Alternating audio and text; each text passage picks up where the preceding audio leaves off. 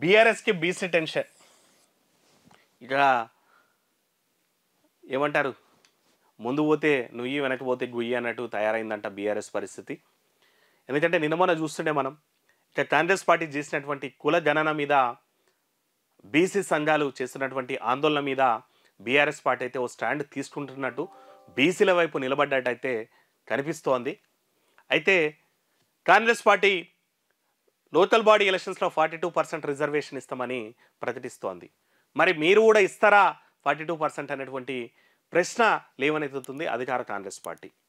ఇక ఆల్రెడీ మనం చూసినాం, కాంగ్రెస్ పార్టీ ప్రెసిడెంట్ను, తెలంగాణ టీపీసీసీ ప్రెసిడెంట్ను బీసీని చేసింది.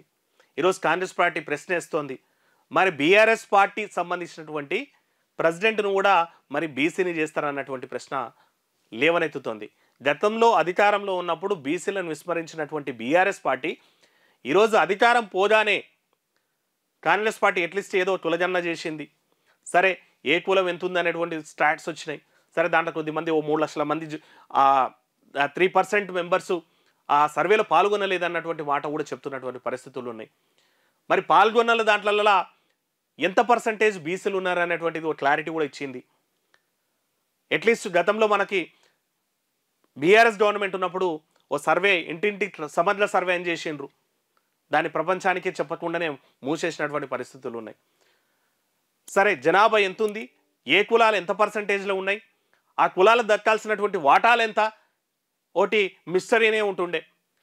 సరే, ఇది మంచి జరిగిందా చెడు జరిగిందా, అట్లీస్ట్ ఈ కులం ఇంత ఉందనేటువంటి ప్రయత్నం అయితే కాంగ్రెస్ పార్టీ చేసింది.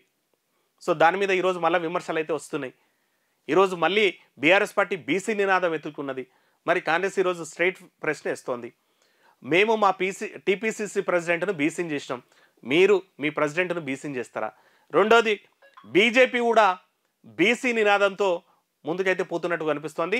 ఎందుకంటే మొన్నటి వరకు ఆ పార్టీకి సంబంధించినటువంటి జిల్లా అధ్యక్షుల్ని మెజారిటీ బీసీలకు ఇచ్చినటువంటి పరిస్థితులు ఉన్నాయి. ఈరోజు మళ్ళీ బీసీకే ఆ రాష్ట్ర అధ్యక్ష పదవిని కూడా ఇస్తామన్నటువంటి మాట అయితే వినిపిస్తోంది. మరి ఇట్లాంటి సందర్భంలో కారణంలో ఎవరు పడుతున్నారంటే బీఆర్ఎస్ పార్టీయే. మరి నిజంగా చిత్తశుద్ధి బీసీల మీద ఉంటే బీఆర్ఎస్ పార్టీ బీసీకి ప్రెసిడెంట్ పదవి ఇస్తుందా? రెండోది, కాంగ్రెస్ పార్టీ అడిగినట్టు 42% లోకల్ బాడీలో బీసీలకు ఇస్తారా? ఇప్పుడు ఇవే ప్రశ్నలు బీఆర్ఎస్ నెత్తికైతే చుట్టుకున్నాయంట. చూడాల మరి ఈ బీసీ స్టాండ్ ఎత్తుకొని బీసీలకు న్యాయం చేయాలన్నటువంటి బీఆర్ఎస్ పార్టీ మరి లోకల్ బాడీ ఎలక్షన్స్లో ఎన్ని సీట్లు ఇస్తుంది, లేదంటే బీసీ ప్రెసిడెంట్ చేస్తుందా?